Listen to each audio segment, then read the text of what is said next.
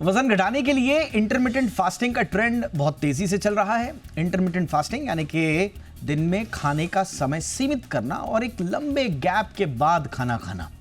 लेकिन इस फास्टिंग पर अलग अलग रिपोर्ट्स अलग अलग दावे करती हैं। अभी कुछ दिनों पहले जो रिपोर्ट्स आई थी उनमें इसके बहुत सारे फायदे बताए गए। कुछ रिपोर्ट इसे दिल और सेहत के लिए अच्छा बताती हैं, तो अब कुछ ताज़ा रिपोर्ट्स ऐसी भी आई हैं जो इसे दिल के लिए बड़ा खतरा बता रही हैं। ऐसे में आखिर इंटरमिटेंट फास्टिंग करनी चाहिए या नहीं करनी चाहिए? ये खतरनाक है या फ़ायदेमंद? या ये कुछ लोगों के लिए खतरनाक है, कुछ लोगों के लिए फ़ायदेमंद है? तो बहुत सारे कन्फ्यूजन्स हैं। इसीलिए आज हम एक्सपर्ट्स के साथ इन तमाम कन्फ्यूजन्स को दूर करने की कोशिश करेंगे। मेरा नाम है दीपक डोभाल, आप देख रहे हैं आपकी खबर आपका फ़ायदा। ये रिपोर्ट देखिए, मैं लौट रहा हूँ विशेषज्ञों के साथ।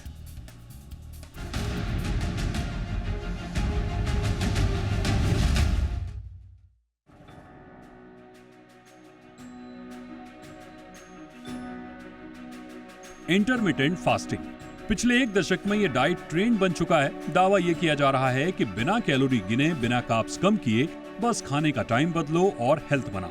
टेक दिग्गजों से लेकर हॉलीवुड स्टार्स तक सब इसके दीवाने हैं। यहाँ तक कि ब्रिटेन के पूर्व प्रधानमंत्री ऋषि सुनक ने भी 36 घंटे का फास्ट करने की बात कही थी। लेकिन अब एक नई स्टडी ने इस ट्रेंड पर बड़ा सवाल खड़ा कर दिया है। अब तक साइंस भी कहती रही है कि रात का फास्ट बढ़ाने से मेटाबॉलिज्म सुधरता है, सेल रिपेयर होते हैं और शायद लाइफ भी लंबी होती है। लेकिन न्यूट्रिशन एक्सपर्ट्स हमेशा चेताते रहे हैं कि ये कोई जादू की छड़ी नहीं है, खासकर उन लोगों के लिए जिनकी हेल्थ में पहले से दिक्कतें हैं। इंटरमिटेंट फास्टिंग का मतलब है कि दिन में खाने का समय सीमित करना। आमतौर पर लोग 8 घंटे की विंडो में खाना खाते हैं और बाकी 16 घंटे फास्टिंग करते हैं।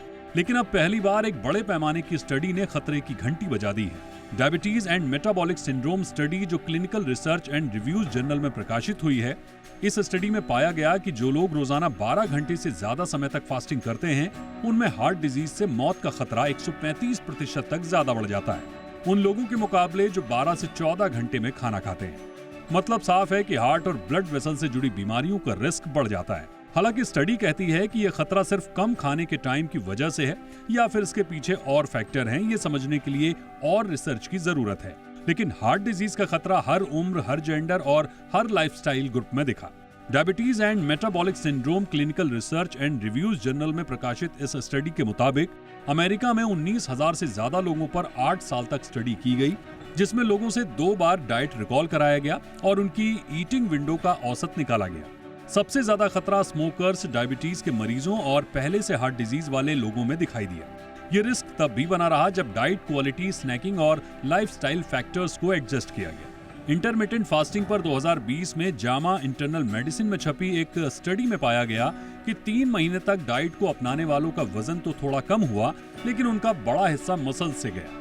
वहीं एक दूसरी स्टडी ने चेतावनी दी कि इस डाइट के साइड इफेक्ट्स भी हैं, जैसे कमजोरी, भूख, डिहाइड्रेशन, सिरदर्द और ध्यान लगाने में दिक्कत आ सकती है। खासकर डायबिटीज के मरीजों के लिए और भी खतरनाक हो सकता है। ब्लड शुगर गिर सकता है। नई स्टडी ये नहीं कहती कि इंटरमिटेंट फास्टिंग को पूरी तरह से छोड़ दें, लेकिन इसे अपनाने से पहले डॉक्टर की सलाह लेना और अपनी हेल्थ प्रोफाइल चेक करना बेहद जरूरी है। साफ कहें तो ये डाइट हर किसी के लिए नहीं है।